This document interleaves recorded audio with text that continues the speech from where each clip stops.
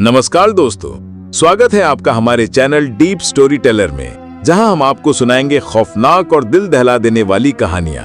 हमारी कहानियों को देखकर अगर आपको मजा आए तो कृपया इस वीडियो को लाइक और कमेंट जरूर करें और चैनल को सब्सक्राइब करना न भूलें। आज हम आपको सुनाएंगे एक और भूतिया कहानी जो आपके रोंगटे खड़े कर देगी। ब्रजेश यादव की आवाज में एक ठंडक महसूस होती है जब वो इस खौफनाक घटना का जिक्र करते हैं। तुम जानना चाहते हो जंगल के बारे में कि क्या हुआ था वहां? खैर, बहुत पहले की बात है, जब मैं जवान था। गांव के पास एक बड़ा घना जंगल था। वहां जाने का नाम ही लोग तबाह होने जैसा मानते थे। मैंने अपने जीवन में कई मछली पकड़ने वाले जाल झुका दिए, लेकिन उस जंगल के बारे में हमेशा ही कुछ न कुछ अजीब सुना था। उस समय गर्मी के दिन थे और जब हम मछलियां पकड़ने गए, वो रास्ता उसी जंगल से होकर जाता था। हमने कुछ आवाजें सुनी थी जो किसी इंसान की नहीं हो सकती थी, पर हम मछली पकड़ने में मशगूल रहे। कुछ दिन बाद गांव में कई गायब होने की खबरें आईं। कहीं ना कहीं वो लोग जंगल में गए थे और फिर वापस कभी नहीं लौटे। मुझे याद है, जब हमने जंगल में घुसने का मन बनाया तो गांव के कुछ बुजुर्गों ने हमें चेतावनी दी थी। उन्होंने कहा था कि अगर तुम उस जंगल में गए तो वापसी नहीं होगी, पर हम नहीं माने। एक दिन मैं और मेरे कुछ साथी उस जंगल में घुस गए। तुम्हें यकीन नहीं होगा, लेकिन वहां सब कुछ बदल चुका था। पेड़ पौधे और वहां की हवा कुछ अलग ही थी। ऐसा लगता था जैसे जंगल में कोई गहरी मौन और खामोशी पसरी हुई हो। हर दिशा में एक अजीब सा अंधेरा था और हम किसी रहस्यमयी साए की तरह चले जा रहे थे। जैसे ही हम आगे बढ़े, कुछ दूर ही हमने देखा कि कुछ मरी हुई बिल्लियां और बतखें जो काले धब्बों से सजी हुई थीं, पड़ी थीं। कुछ समझ नहीं आया, पर फिर एकाएक जंगल की हवा ने हमें घेर लिया। अब हम उस अजीब से साए के नीचे थे। सामने एक बड़ा सा साया हमारे सामने आया और उसकी आंखों से घना काला धुआं निकलने लगा। तुम यकीन नहीं करोगे, लेकिन उस साए की आंखों ने हमें जकड़ लिया। अब हम थर-थर कांपने लगे थे। वो साया कुछ कदमों में हम तक पहुंच गया। हम किसी और समय के जैसे उसके सामने खड़े थे, जैसे हम सब कुछ समझने की कोशिश कर रहे हों। उसके शरीर से एक भयावह आवाज आई और मुझे लगा जैसे हमारे अंदर की आत्माएं लुप्त हो रही हों। मैं तो हिल भी नहीं सका। मेरे साथ के लोग भी डरे हुए थे। लेकिन फिर अचानक साये ने पलटकर हमें जाने का इशारा किया। हम बस बिना कुछ बोले घबराए हुए जल्दी जल्दी वहां से निकल गए। तब से मैंने कभी उस जंगल का रुख नहीं किया। अब वो जंगल शायद किसी और के लिए हरा भरा दिखता होगा, लेकिन मेरे लिए वो एक प्रलय की तरह था। और तुम मानो या ना मानो, उस दिन के बाद से मैंने सुना है कि आज भी उस जंगल में लोग गायब हो जाते हैं, पर कोई नहीं जानता कि वो कहां जाते हैं। अब वो जंगल को देखता हूं तो बस आंखों में डर ही डर है। वो दिन हमें कभी नहीं भूलेंगे। जंगल में हमारी जो हालत हुई थी, उसे याद करते ही आज भी हमारी रूह कांप जाती है। हम जैसे जैसे जंगल में अंदर बढ़े, एक अजीब सी घुटन और डर हमारे भीतर समाने लगा। किसी ने सच ही कहा था, वो जंगल मृत्यु का रास्ता था। सब कुछ इतना घना और अजीब था कि हमें यह समझ में नहीं आया कि हम कहां जा रहे हैं। हमारे बीच में एक लड़का था, राहुल।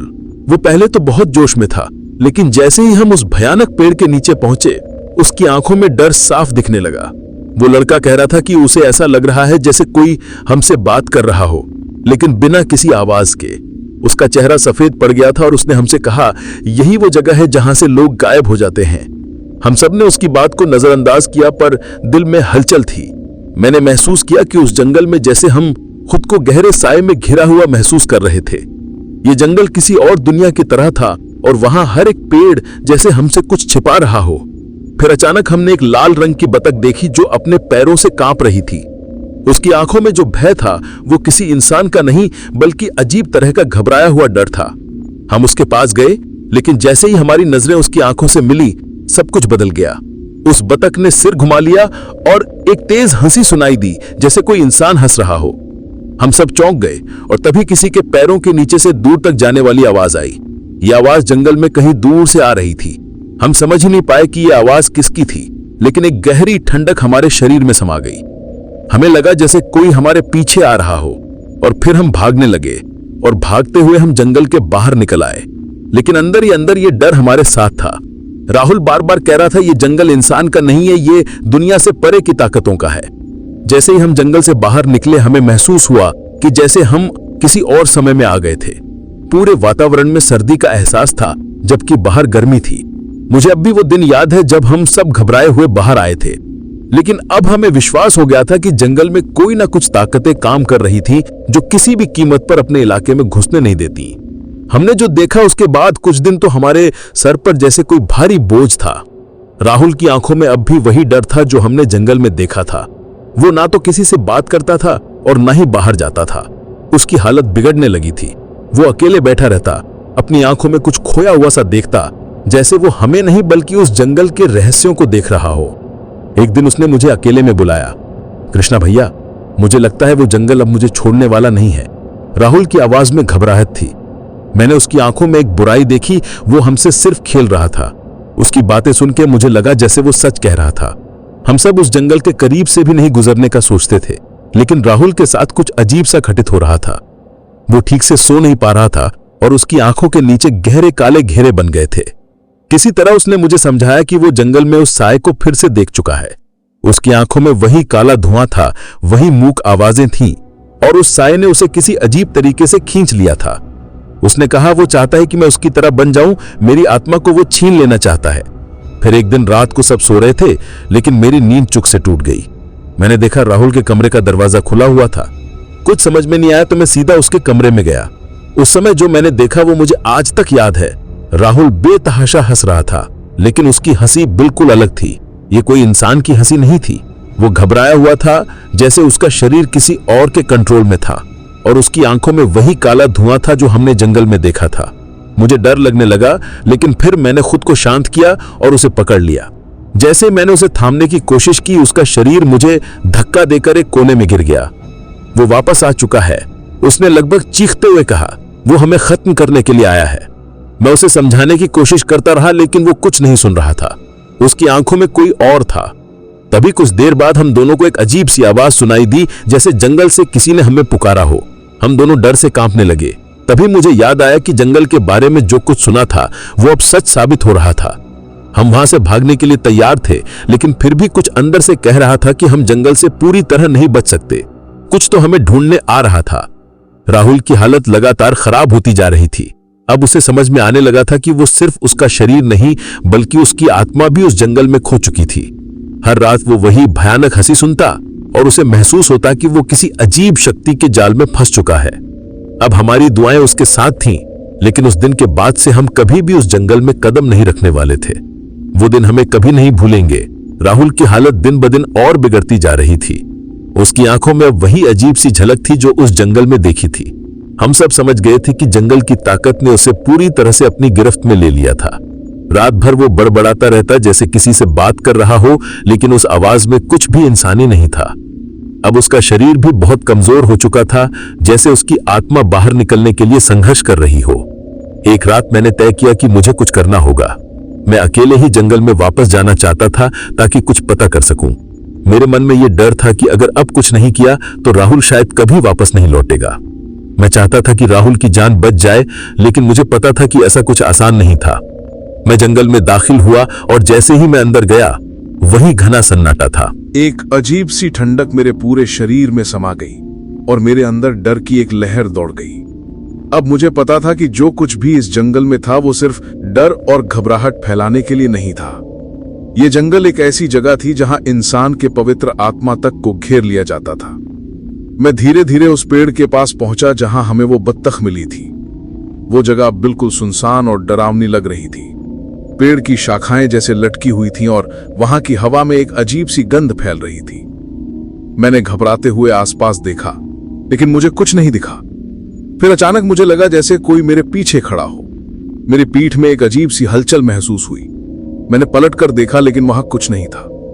तभी मुझे राहुल की आवाज सुनाई दी। वो कह रहा था, तुमने मेरी मदद की कोशिश की, लेकिन अब तुम्हारे लिए भी बहुत देर हो चुकी है।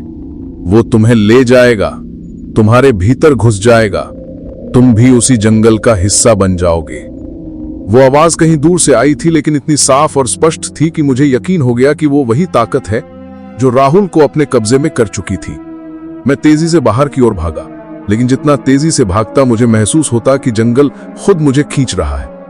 मेरी सांसें तेज हो गई और दिल की धड़कन भी। मुझे ऐसा लग रहा था जैसे मैं किसी ऐसे जाल में फंस चुका हूं जिसे तोड़ पाना मुमकिन नहीं था। मैं पूरी तरह से थक चुका था और मेरी आंखों के सामने अंधेरा छा गया था। अचानक से मुझे महसूस हुआ जैसे जंगल की गहरी स्याही ने मुझे घेर लिया था, और फिर मुझे वही आवाज सुनाई दी जो मुझे राहुल के कमरे से आई थी। वही हंसी, अब मुझे पता था कि वो हंसी जंगल का हिस्सा थी और ये मुझे भी निगलने के लिए आई थी। मुझे लग रहा था कि मैं अब कभी बाहर नहीं निकल पाऊंगा और ये जंगल मेरे लिए हमेशा के लिए घर बन जाएगा।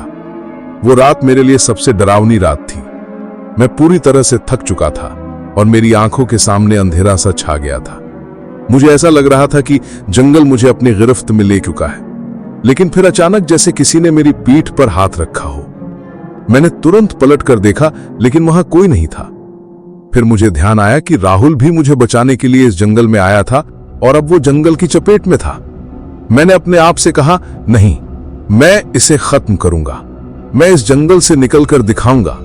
मेरे भीतर एक अदृश्य ताकत का एहसास हुआ, जैसे कहीं से मदद मिल रही हो।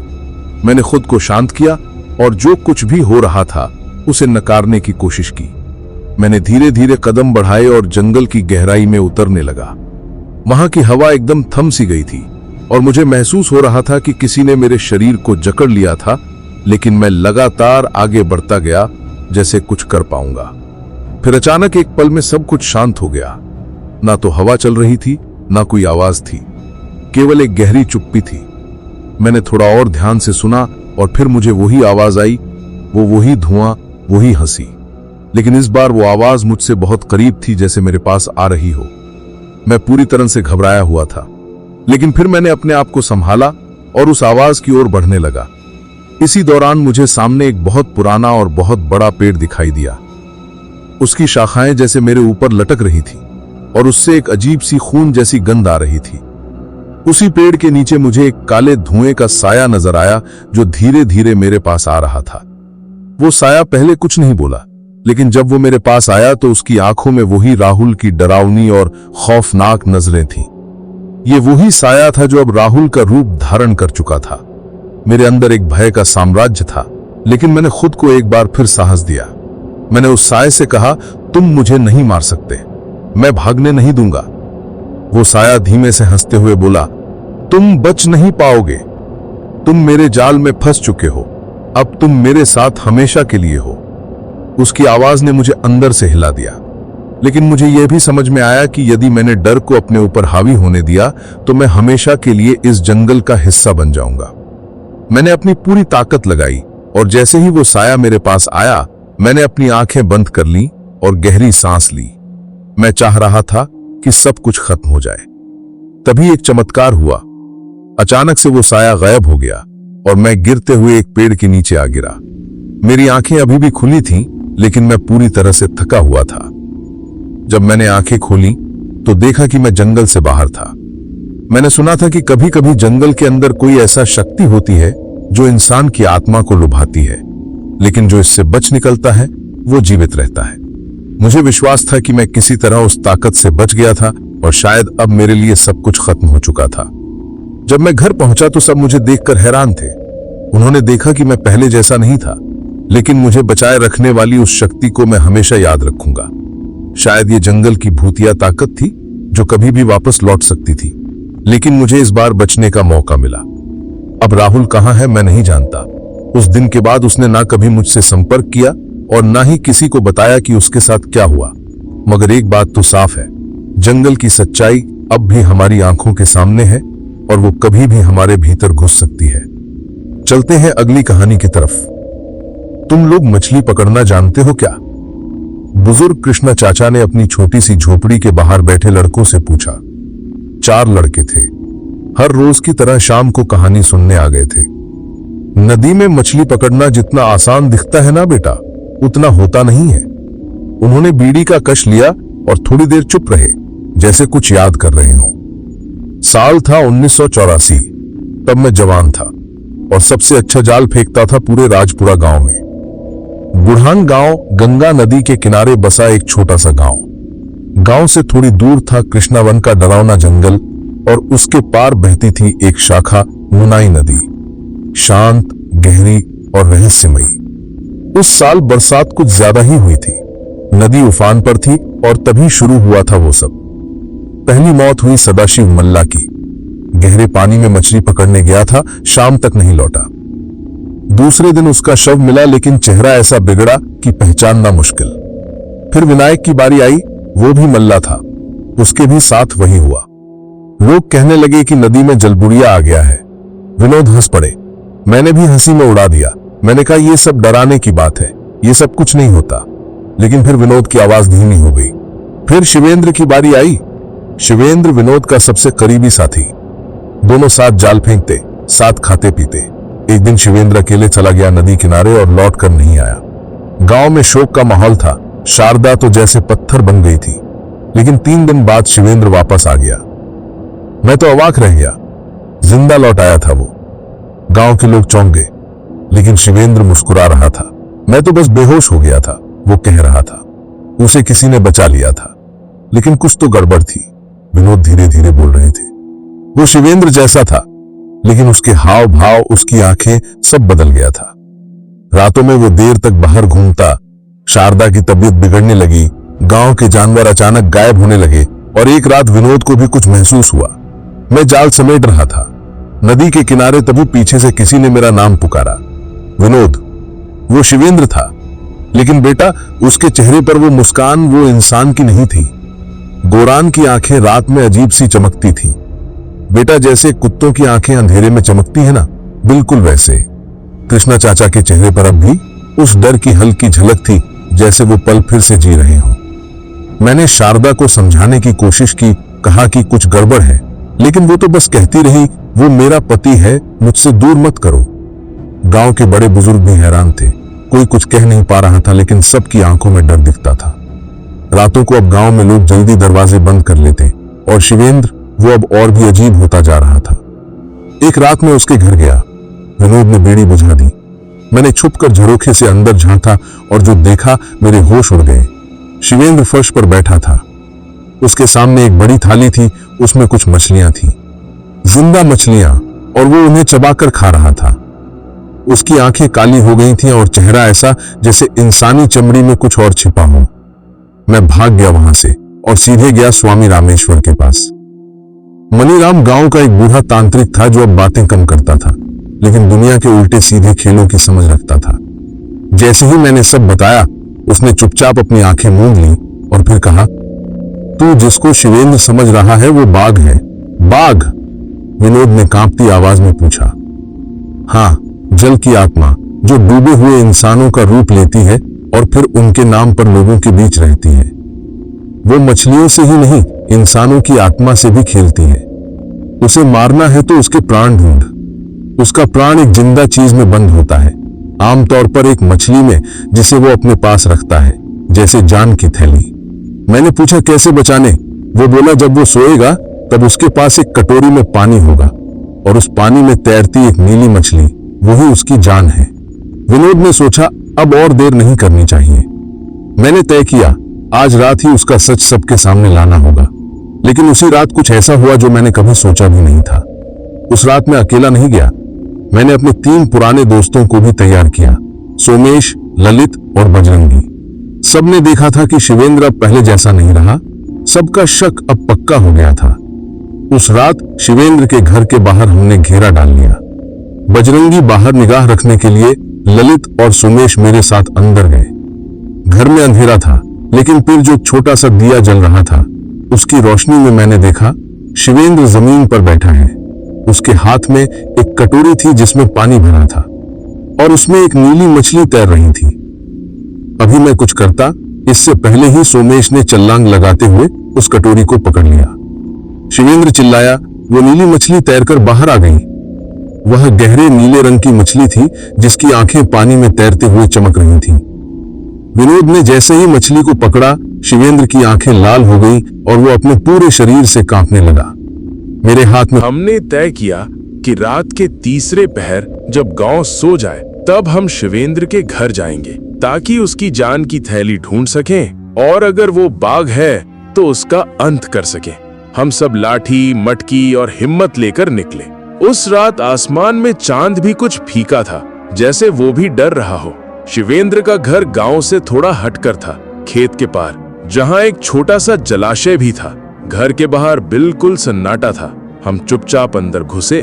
दरवाजा खुला हुआ था। घर में अजीब सी मछली जैसी गंध थी और उस गंध में एक सडन की हल्की मिलावट। कमरे में शिवेंद्र लेटा था, बिल्कुल सीधा, आंखें बंद। लेकिन उसकी नाक की सांस भी नहीं हिल रही थी। वो सांस नहीं ले रहा था, लेकिन जिंदा लग रहा था। हमने कमरे के कोने में देखा, एक पीतल की कटोरी थी, उसमें पानी, और उस पानी में एक नीली चमकती हुई मछली घूम रही थी। बजरंगी ने धीरे से फुसफुसाया, इसी में है उसके प्राण और उसकी मौत भी।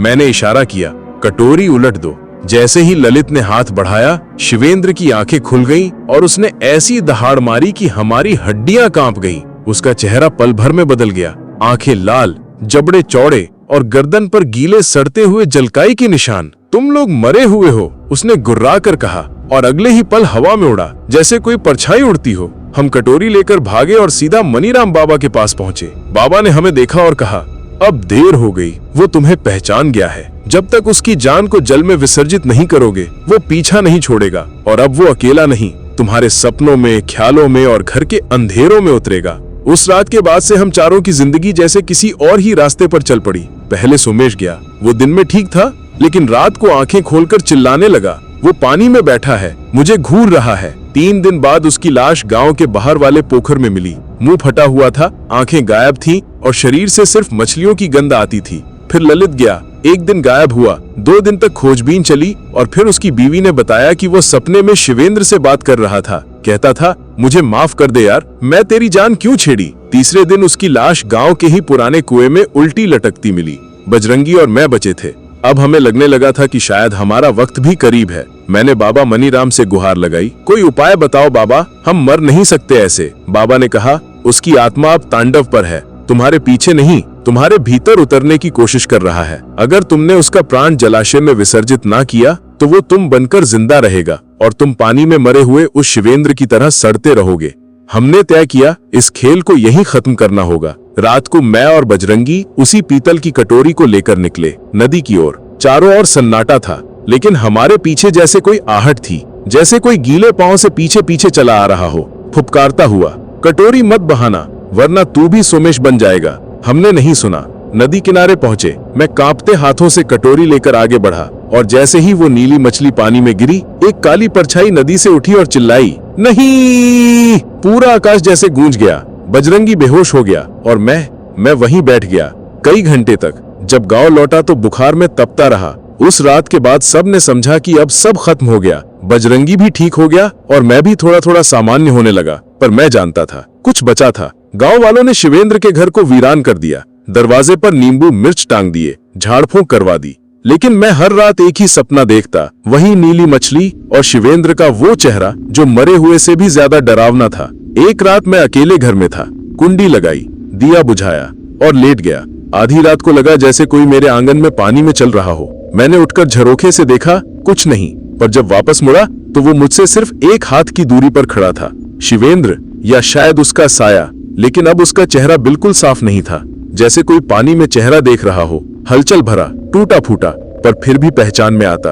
उसने कहा, तूने मेरी जान छीन ली, पर मैं तेरी नींदें ले जाऊंगा, तेरी सांसें भी। मैं अब तेरे भीतर हूँ। और अगली ही पल वो गायब हो गया। उस दिन से अब तक मैं जिंदा तो हूँ, पर कभी कभी लगता है जैसे कोई मेरे भीतर भी सांस लेता है, मेरी आंखों से बाहर देखता है। बजरंगी तो 2 साल बाद ही पागल हो गया। वो रोज पानी में पत्थर फेंककर चिल्लाता, वो वापस आएगा। और अब जब भी कोई गांव का आदमी उस पुराने पोखर के पास जाता है, उसे कभी कभी एक आदमी दिखता है जिसके हाथ में पीतल की कटोरी होती है और जो पूछता है, मछली देखी? गांव के बच्चे अब उस पोखर के पास नहीं जाते, क्योंकि कहते हैं वो जल बुढ़िया अब किसी और की शक्ल में घूमता है, कभी मछुआरे बनकर, कभी बूढ़ा सुनाने वाला बनकर, और कभी कभी वो कहानी सुनने वाले में भी समा जाता है। तो बेटा, अब तुम ये मत पूछना कि मैं कौन हूँ, क्योंकि ये कहानी शायद मेरी नहीं, तुम्हारी भी हो सकती है। तो अब चलते हैं अगली कहानी की तरफ। गांव का वो हिस्सा जहां अब वो पुराना कुआं है, तब भी सुनसान था और अब भी सुनसान है, लेकिन बच्चों को खेलने के लिए बड़ी जगह मिलती थी। एक पेड़ था बड़ा सा, उसके नीचे वो कुआं था जिसके बारे में सब कहते थे, ये कुआं सूखा नहीं है, ये बस अपनी प्यास छुपा के बैठा है।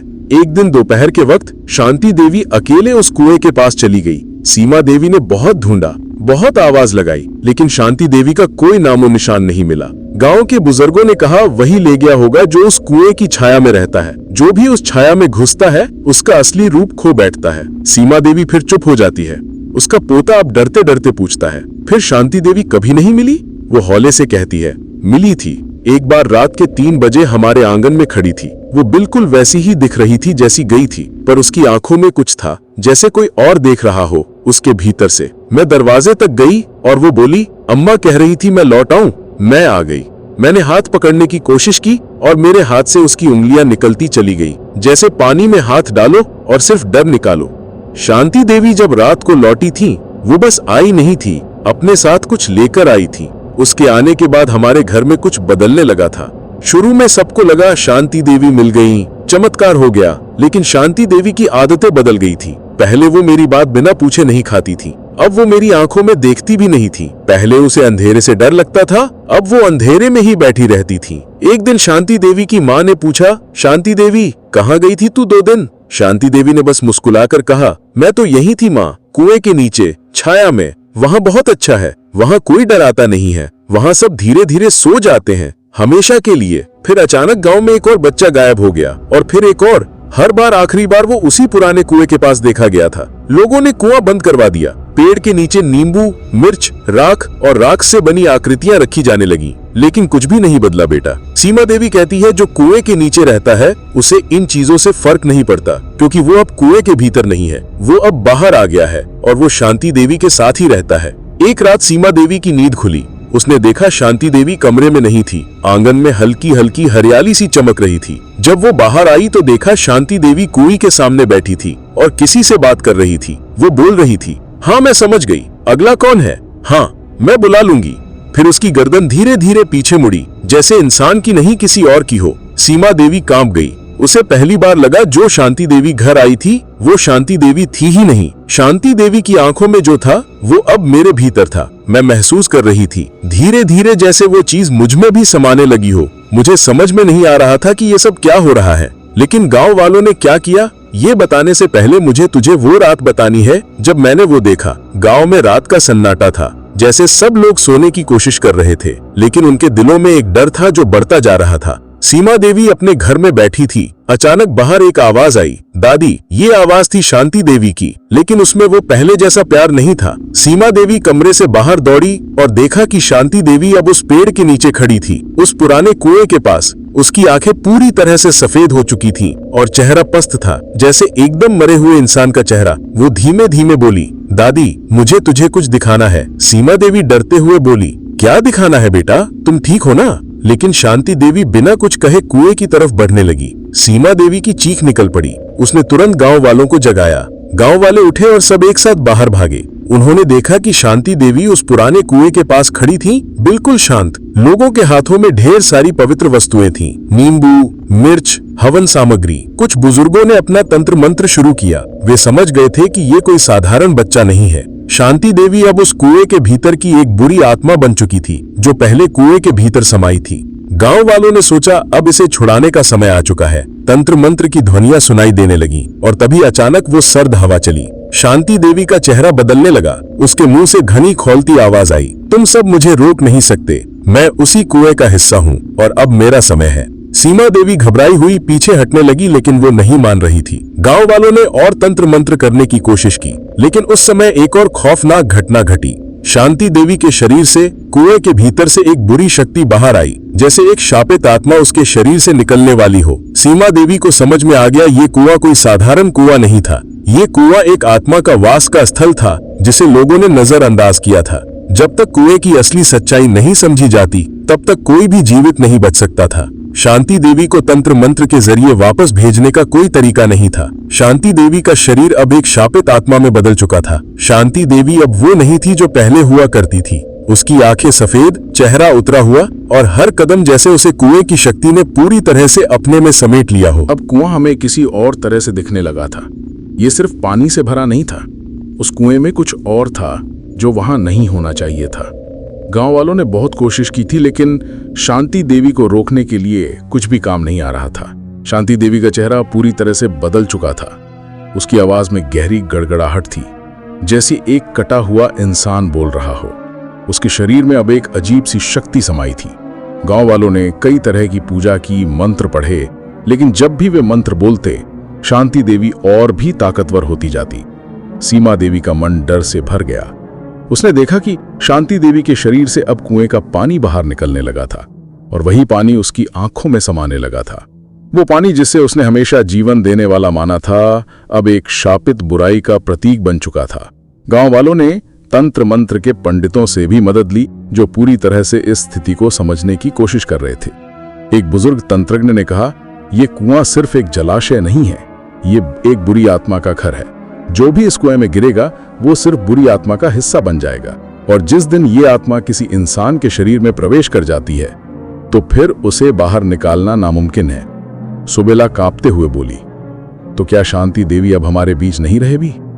तंत्रज्ञ ने कहा, नहीं, वो सिर्फ शिकार नहीं है, वो अब उस आत्मा का हिस्सा बन चुकी है, और अब हमें उसे हमेशा के लिए खत्म करना होगा ताकि ये आत्मा पूरे गांव को निगल ना ले। गांव वालों ने निर्णय लिया कि उन्हें अब किसी भी हाल में उस कुएं की शक्ति को खत्म करना होगा। लेकिन कैसे? गांव में कोई भी ऐसा उपाय नहीं था जो इस आत्मा से मुक्ति दिला सके। तभी एक और बूढ़ी महिला ने कहा, अगर कोई व्यक्ति अपनी जान देकर कुएं की शक्ति को खत्म करने की कोशिश करता है तो उस आत्मा को शांति मिल सकती है। गांव वालों ने पहले तो डर के मारे इसे नकारा, लेकिन फिर जब शांति देवी ने एक और बच्चे को कुएं के अंदर खींच लिया तो कोई रास्ता नहीं बचा था। गांव वालों ने तय किया कि एक आदमी को अपनी जान देनी होगी ताकि बाकी गांव वाले बच सकें। सीमा देवी अब पूरी तरह से टूट चुकी थी। उसने अपनी आंखों से देखा था कि कैसे उसके गांव के लोग धीरे धीरे खत्म हो रहे थे। वो समझ चुकी थी कि ये सब खत्म करने का एक ही तरीका था, कुएं में समाये आत्मा को खत्म करना। और उसने एक ऐसा फैसला लिया जो शायद उसका सबसे बड़ा डर था। मैं जो देख रही हूं वो मुझे खौफ के बजाय समझ में आ रहा है। अब हमें इस बुराई का सामना करना होगा ताकि हमारे बाद आने वाली पीढ़ी इस खौफ से बच सके। मेरे अंदर एक अजीब सी शक्ति का एहसास हो रहा था। लगता था जैसे कुएं की आत्मा मुझे पुकार रही हो। मैं अब डरी नहीं थी, बल्कि डर को ही सामने लाने के लिए तैयार थी। गांव वालों के लिए यह अंतिम संघर्ष था, और मैं जानती थी कि अगर हमें बचना है तो एक बड़ा कदम उठाना होगा। गांव वालों ने तय किया था कि जो भी रास्ता अपनाना होगा, अब कोई डर नहीं। सीमा देवी को यह पूरा इलाका अब एक बुराई से भरा हुआ लगता था, और उसने समझ लिया था कि अगर अब कुएं का सामना नहीं किया तो फिर गांव पूरी तरह नष्ट हो जाएगा। सीमा देवी ने अपनी छड़ी उठाई और उस दिशा में चल पड़ी जहां शांति देवी अब पूरी तरह से आत्मा बन चुकी थी। कुएं के पास पहुंचा तो वहां का माहौल पूरी तरह से बदल चुका था। चारों ओर घना अंधेरा और एक गहरी आवाज सुनाई दे रही थी, जैसे कुआं हमें किसी गहरे सागर के अंदर खींचता जा रहा हो। सीमा देवी ने जैसे ही कुएं के पास कदम रखा, अचानक शांति देवी की आवाज सुनाई दी, तुम क्यों आ गई हो? तुमने क्या सोचा था? तुम भी अब एक हिस्सा बन जाओगी? सीमा देवी ने डर को छिपाते हुए कहा, मैं तुम्हें इस कुएं से बाहर निकालने आया हूं। तुमसे कोई नहीं डरता। तुम्हारी आत्मा को अब शांत होना होगा। लेकिन जैसे ही उसने ये शब्द कहे, कुएं का पानी उफान मारने लगा और उसमें से एक सात्विक रूप से बदली हुई शांति देवी बाहर निकली। वो पूरी तरह से एक राक्षसी रूप में बदल चुकी थी। उसकी आंखें जल रही थीं और उसके चेहरे पर नफरत की लकीरें गहरी हो चुकी थीं। गांव वालों ने तंत्रज्ञ की सलाह के अनुसार कुएं के पास एक विशेष मंत्र जाप करना शुरू कर दिया। यह मंत्र कुएं के अंदर घुसी आत्मा को शांत करने के लिए था। पर जब वे मंत्र बोलने लगे, कुएं में अचानक एक तेज आवाज आई, जैसे किसी ने जोर से चीखा हो। तंत्रज्ञ चिल्लाए, नहीं, ये मंत्र हमें सही तरीके से करना होगा। अगर हमने गलत किया तो ये आत्मा पूरी तरह से हम पर हावी हो जाएगी। सोनमबेला ने जो कदम उठाया था वो आखिरी था। उसने अपनी आंखों में वो दृढ़ संकल्प दिखाया जो कभी किसी ने नहीं देखा था। उसने कुएं में कूदने का निर्णय लिया।